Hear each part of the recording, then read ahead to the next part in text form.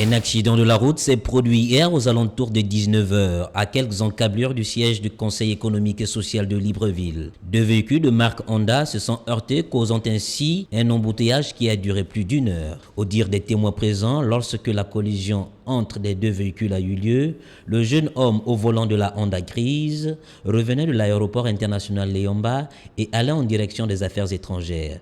Le chauffeur de la Honda noire, une dame, allait quant à elle dans la direction opposée. C'est en dépassant le lycée Paul Idjenje Gonjou que le chauffeur de la Honda grise a commencé à perdre le contrôle de son véhicule au point de traverser le terre-plein séparant les deux chaussées. Percutant un lampadaire, ce dernier s'est retrouvé projeté sur le sens de circulation opposé. La dame n'a pas pu réussir à l'éviter à temps. Les deux chauffeurs ont pu être retirés de leurs véhicules respectifs grâce à l'intervention rapide des sapeurs-pompiers. Souffrant de légères blessures, ils ont été conduits dans un centre de santé de la place. Au regard des circonstances dans lesquelles s'est déroulé l'accident, tout porte à croire qu'il s'agit d'un excès de vitesse qui serait la cause. Un énième accident qui remet sur le tapis la question de l'insécurité routière au Gabon en général et à Libreville en particulier. Rappelons que le Gabon a enregistré près de 23 000 accidents sur l'ensemble du réseau routier, responsable de plus de 7 000 décès et plus de 11 000 blessés au cours des 10 dernières années, selon la Fédération gabonaise des sociétés d'assurance. Les délégués du comité de lutte contre le sida du ministère de l'Éducation nationale et les enseignants du secondaire se sont retrouvés au sein d'un atelier de formation qui s'est déroulé hier au lycée national Léomba. Portant sur la thématique de la santé sexuelle et la reproduction des élèves, cette rencontre avait pour but d'édifier les enseignants sur le contenu des nouveaux manuels pédagogiques que le ministère de tutelle a mis à leur disposition. Nous savons tous que les risques sont énormes. Les risques de grossesse précoce, les risques de VIH, des infections transmissibles sexuellement. Donc nous avons conçu ce guide avec d'ailleurs l'aide de l'UNICEF pour que les élèves soient mieux formés par leurs enseignants et que les enseignants aient les outils nécessaires pour assurer leur enseignement.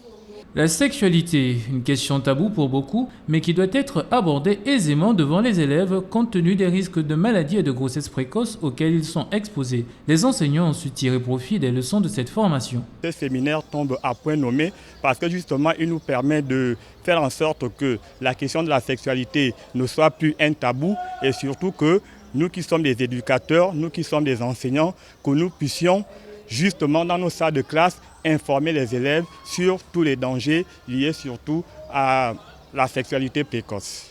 Mettre l'accent sur l'éducation sexuelle des élèves afin de les aider à adopter un comportement sexuel plus responsable, telle sera désormais la mission de ces enseignants du secondaire. Si l'éducation sexuelle commence d'abord au sein des familles, il faut dire qu'elle trouve son prolongement en milieu scolaire. Un milieu dans lequel pullulent de nombreux adolescents qui, malheureusement, sont déjà actifs sur le plan sexuel. L'occasion a été donnée à ces élèves d'apprécier les leçons qui se sont dégagées de cette discussion sur la santé sexuelle.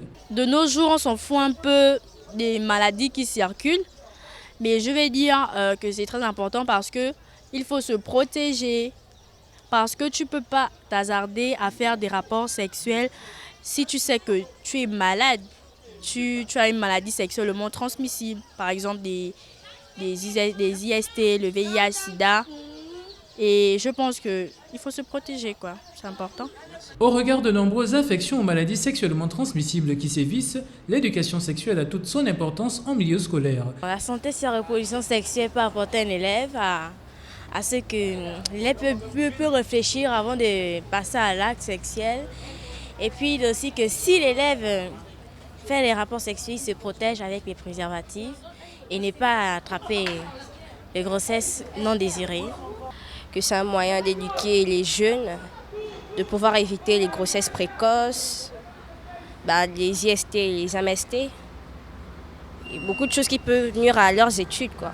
La thématique portant sur la santé sexuelle et la reproduction aura donc permis à ces élèves d'être édifiés sur les conséquences d'un comportement sexuel irresponsable, toute chose qui permettra à ces derniers de prévenir toutes sortes d'MST.